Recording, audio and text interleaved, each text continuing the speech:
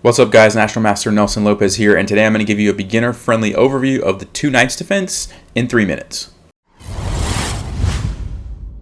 Alright, so e4, e5, knight f3, knight c6, bishop c4, and in this position when black plays knight f6, we've entered the two knights defense. Now at this point white has two options. You could just play d3 to defend your pawn, and you'll get a more calm and normal game. Now what I like to play in the other main line is knight to g5. So you put pressure on f7 immediately, threatening the fork. So it really forces black to play d5 to block your bishop. And after you capture, if black recaptures with the knight, you can play the fried liver attack, which I talked about in another video, so I'll link to that below. Most players who are familiar with the fried liver attack won't want to recapture, and they'll play knight to a5. So the idea behind this move is black wants to trade off this bishop. So ideally, like if you were to play bishop to b3, he would simply capture it. And removing this bishop from this diagonal is actually very good for black. That's one of white's strongest pieces because it puts a lot of pressure on the f7 square. And so if he can just trade off his knight for that bishop, that's a really good trade for black. So usually white doesn't want to let black trade this knight for this bishop. So you'll play bishop to b5 check. And then after blocks, you capture. And when black captures, there's two ways that the game can go.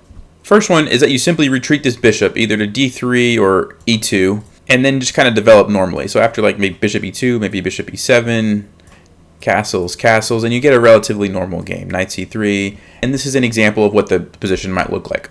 Now the other option for white is a little bit more exciting and gets pretty tricky pretty fast. Queen to f3, pinning this pawn so that he can't take your bishop or he's going to lose the rook in the corner. And you're also attacking the c6 pawn twice now, although it turns out that usually you don't want to take that pawn, but I'll talk about that in just a second.